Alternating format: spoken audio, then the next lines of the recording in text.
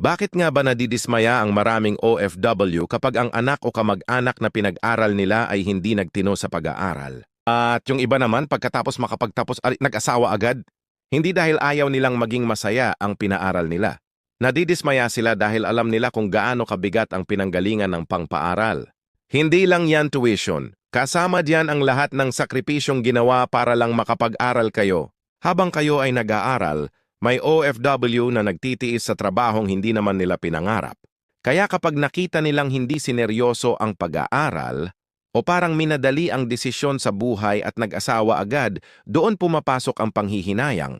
Hindi dahil gusto nilang kontrolin ang buhay ng pinaaral nila, kundi dahil umaasa silang makatulong muna sana kayo sa pamilya para kahit papaano mas gumaan ang kinabukasan.